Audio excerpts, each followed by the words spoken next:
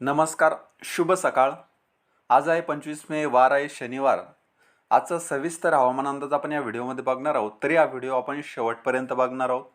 ढगाळ वातावरण कुठे कुठे राहील सविस्तर बघूया.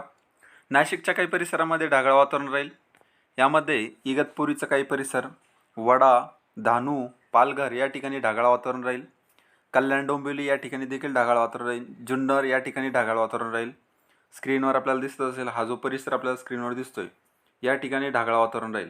काही ठिकाणी हलके सरी येऊ शकतात, तर काही ठिकाणी वादळी वारेसुद्धा येऊ शकते. त्यानंतर मुंबईचा काही परिसर, खोपोली, खेड, पुणे या ठिकाणी देखील ढगाळ वातावरण राहील. त्यानंतर गोरेगाव, बारामतीचा काही परिसर, दौंड, पुणे, करमाळाच्या परिसरामध्ये काही ठिकाणी थोड्याफार प्रमाणात ढगाळ वातावरण बघायला मिळेल. इंदापूर, चिपळूणच्या काही परिसरामध्ये ढगाळ वातावरण, त्याचबरोबर हलक्या सरी येतील.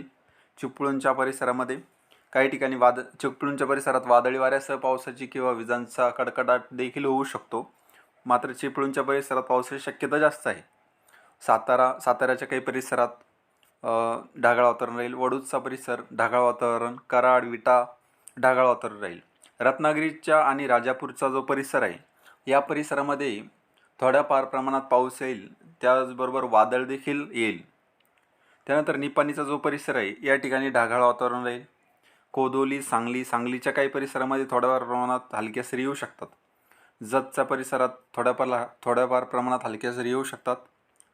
बाकी इतर ठिकाणी देखील ढगाळ वातावरण राहील. पंढरपूरच्या परिसरात थोड्याफार प्रमाणात ढगाळ वातावरण. सोलापूर, तुळजापूर, बार्शी, करमाळा, जामखेड या ठिकाणी देखील ढगाळ वातावरण राहील. लातूरच्या परिसरामध्ये ढगाळ वातावरण राहील. उदगीर, देगलूरच्या परिसरात थोड्याफार प्रमाणात पावसाची शक्यता आहे. हलक्या सरी येऊ शकतात. काही ठिकाणी वादळी वारे देखील येऊ शकतात. नांदेड, वाघाळा येथे ढगाळ वातावरण राहील. सेलू येथे ढगाळ वातावरण राहील. उमरखेड, हिंगोली, पांढरकवडा येथे थोड्याफार प्रमाणात ढगाळ वातावरण राहील. यवतमाळचा जो पूर्वेचा परिसर आहे हा ढगाळ वातावरण राहील. त्याचबरोबर काही ठिकाणी हलक्या सरी येऊ शकतात. त्यानंतर अमरावतीच्या परिसरात ढगाळ वातावरण राहील. वर्ध्याच्या परिसरात काही ठिकाणी ढगाळ वातावरण राहील. पांढरकवडा, चंद्रपूरच्या परिसरात देखील पूर्वेच्या परिसरात ढगाळ वातावरण राहील. कापसी, कंकेर या ठिकाणी देखील ढगाळ वातावरण बघायला मिळेल.